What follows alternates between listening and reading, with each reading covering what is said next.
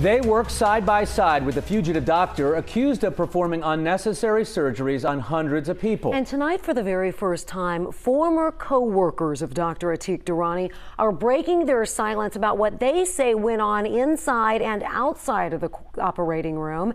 And they all say the same thing. They knew something was wrong. Part of you thinks back and wonders if you would have spoken up, could you have done something had you known at the time? But at the time, I didn't. Jeff Angeline is a physical therapist. In 2009, he teamed up with Dr. Atiq Durrani at Durrani's private practice, the Center for Advanced Spine Technologies, or CAST.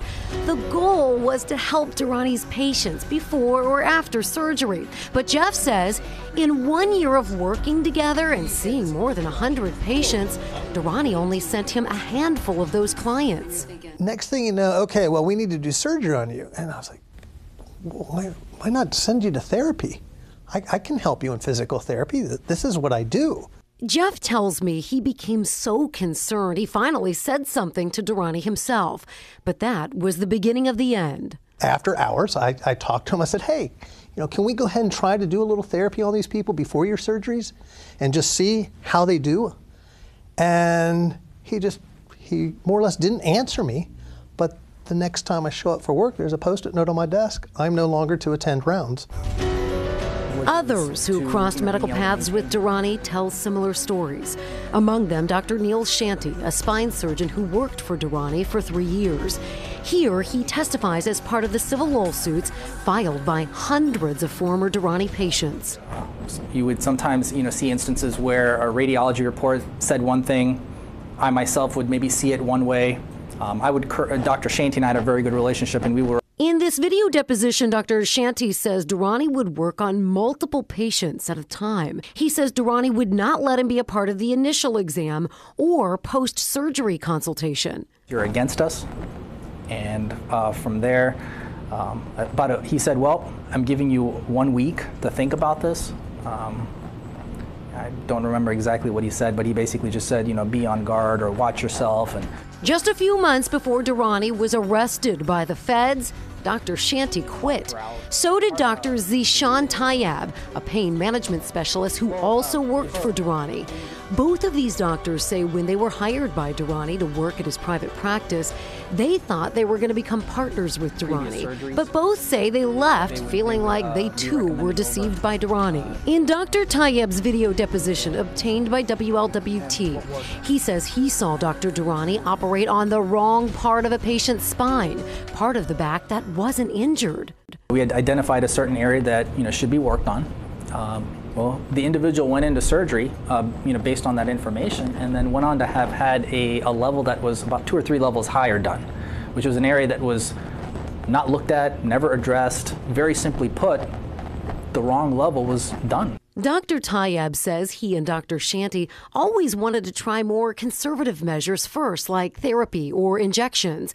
But he says their boss decided on the more aggressive route of surgery because they say that equaled more money. Back then, every little diagnosis could translate into some extra procedure that could be done to add to the tab. The federal indictment says Durrani derived significant profits by convincing patients to undergo medically unnecessary spinal surgeries and would bill private and public health care benefit programs for those fraudulent services. I was just dumbfounded, and I was flabbergasted that he said it. Kimberly Kelly was never in the operating room with Durrani, but she tells me she worked with Durrani several times a week as an X-ray technician at Westchester Hospital.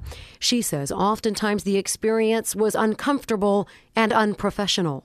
Dr. Durrani called the females a lot of derogatory names. The female staff in the operating room, they were called whores and puntas.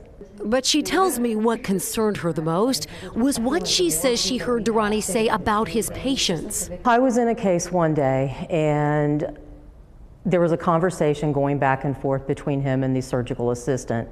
And the words out of Dr. Durrani's mouth was, Americans are stupid. They'll believe anything I say. Kimberly says she reported Dr. Durrani to Westchester one time in 2012. She says he was reprimanded, but within weeks, the derogatory comments continued. She says there was a feeling amongst the staff that Durrani was untouchable because of the business he was bringing in. According to the affidavit filed in the criminal complaint, during a 3-year period between 2010 and 2013, Durrani's surgeries accounted for more than $12 million in charges billed to Medicare. For all of these people, like Kimberly, their job, their passion was taking care of patients. So why did it take so long for all of them to come forward? Kimberly says the answer is simple. I mean, if you work there, you're not going to come forward because in fear of losing your job. Dr. Durrani just gave a deposition just a few weeks ago from Pakistan. He adamantly denies any wrongdoing in any of these cases or questions about his behavior as a surgeon. I also reached out to UC Health, the owners of Westchester Hospital, in regards to the claims being made by some of their former staff members. I was told once again they do not discuss pending litigation.